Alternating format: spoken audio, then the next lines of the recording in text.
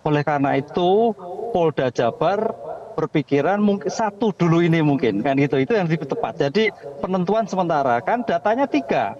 Kan bicara hukum itu bicara fakta. Lah sekarang itu fakta Peggy inilah yang menurut Polda Jabar ada. Karena tersangka Hmm. itu apa sih? Seseorang yang keadaannya patut diduga. Lah itu patut diduga itu berdasarkan bukti-bukti ya 8 tahun yang lalu, Mbak. Lah oleh karena itu Hmm. Saka sekarang ditentukan sebagai tersangka. Kalau toh katakanlah sebagai tidak mengakui, ya itu wajar. Karena Hmm. dalam setiap pemeriksaan seorang tersangka itu nggak akan mengaku, kan?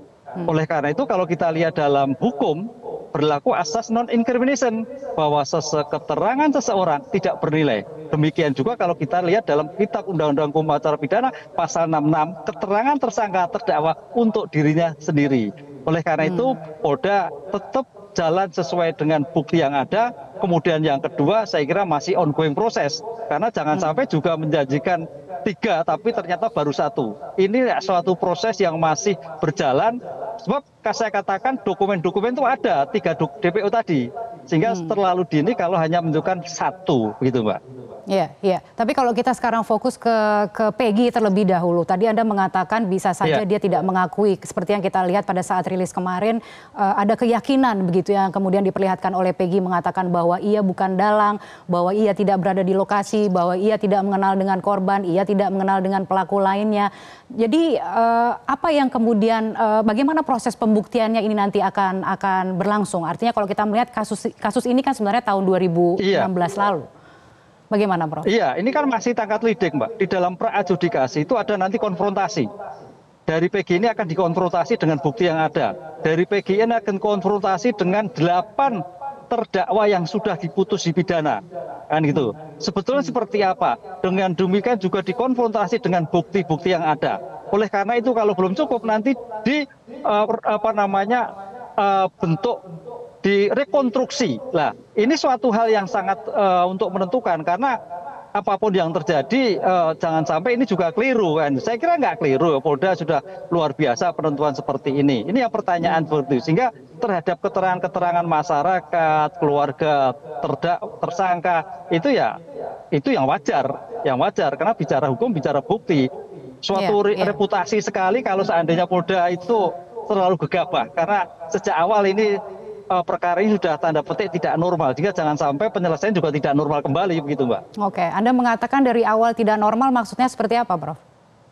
Ya, karena kan kalau kita lihat dari 11 menjadi 8, kan gitu kan. Ini kemudian ke 8 tahun kemudian dari 3 menjadi satu. Nah, dalam proses seperti inilah kita perlu jawaban yang tepat.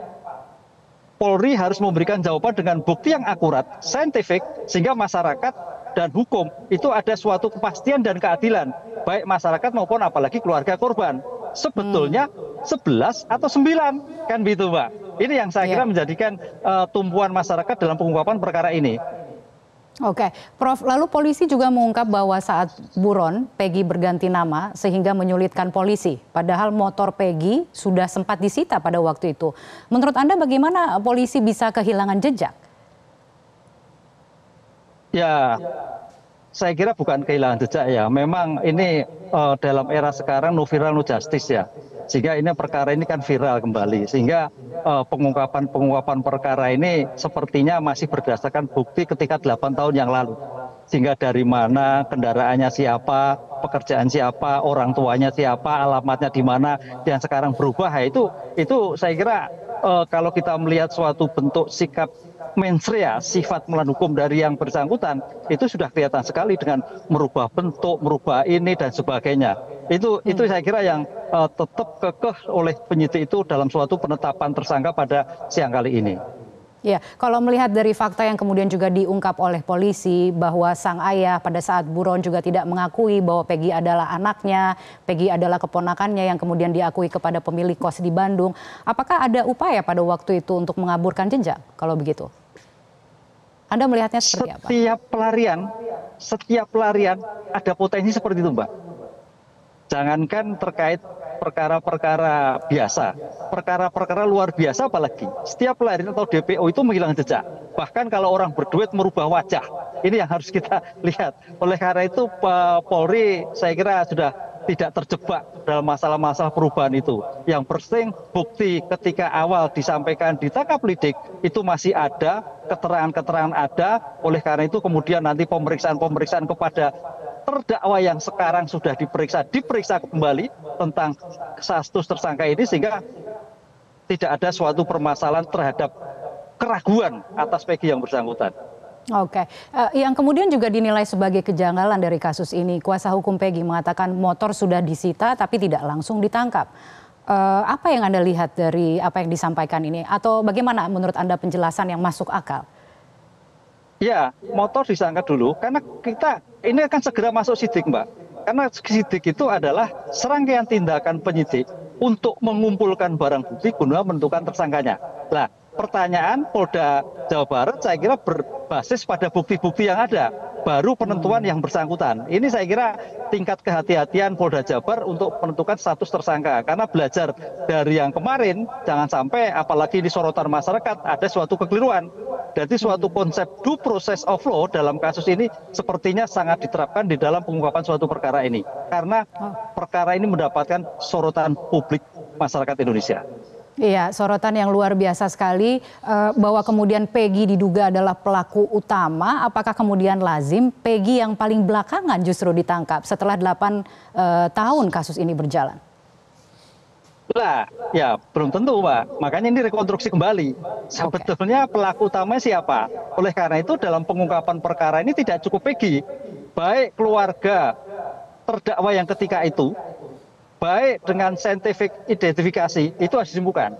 Sebetulnya dadernya siapa? Pelakunya siapa? Yang membantu siapa? Yang turut serta siapa? Ini saya kira harus rekonstruksi kembali.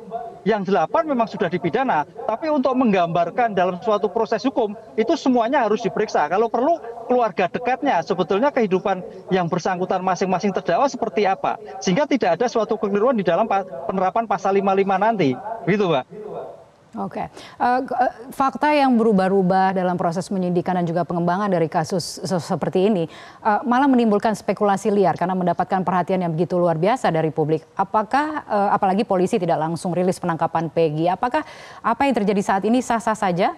Bagaimana kemudian masyarakat atau polisi paling tidak memutus spekulasi liar yang sekarang beredar di masyarakat? Ya, saya melihatnya polisi sangat hati-hati sekali karena jangan sampai ada timbul masalah baru. Karena tadi saya katakan ini perkara sejak awal sudah jadi masalah.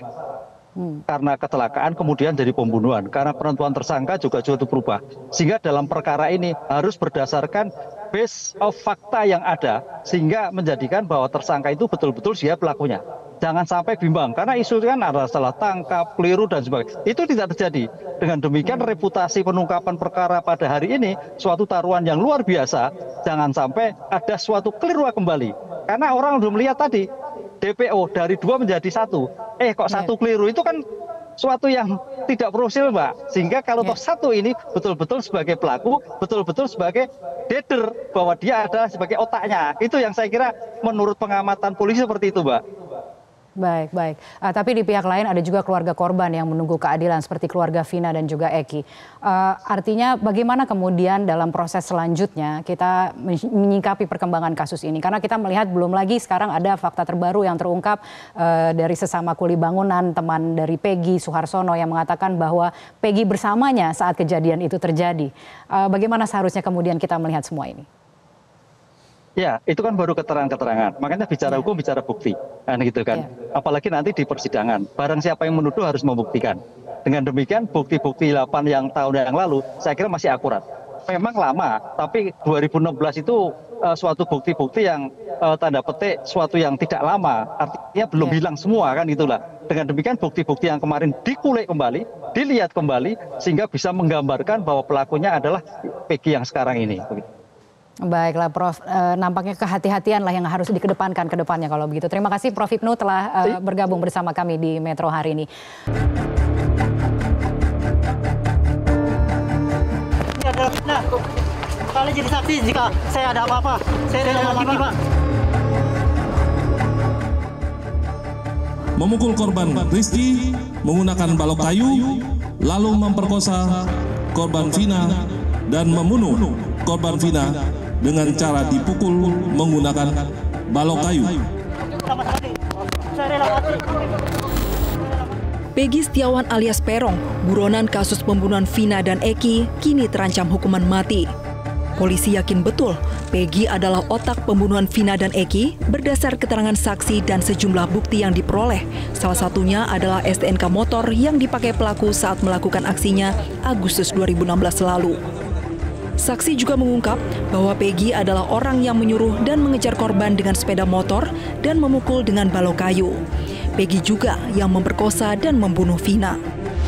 Jadi memang PS merupakan otak pelaku. Jadi ketika mereka kumpul-kumpul sesama geng motor, kalau mereka dibilang monreker, mereka manakala ada kelompok ekstasi yang lewat di jalan itu, mereka sering lempar dengan batu. Itu yang terjadi.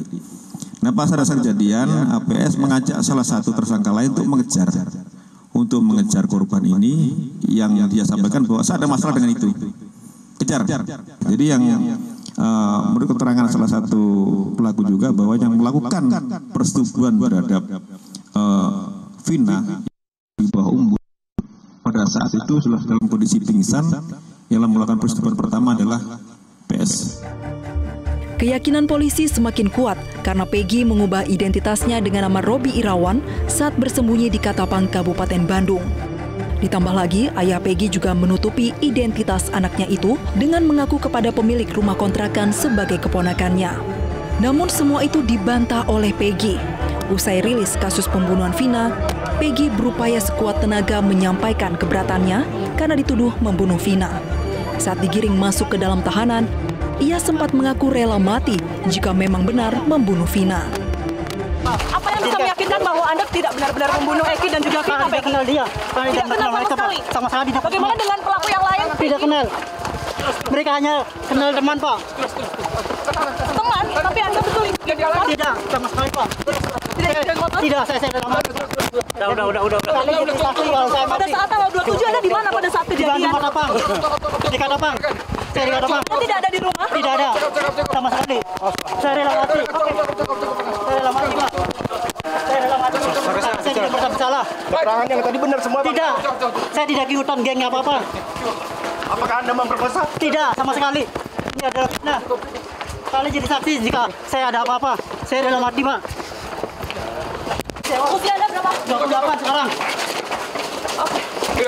Sampai sini, Bu. Tuh. Udah, Ibu.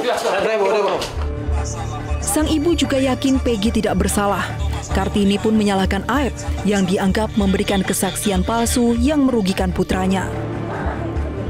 Saya nggak terima, kan anak saya tidak bersalah sama sekali.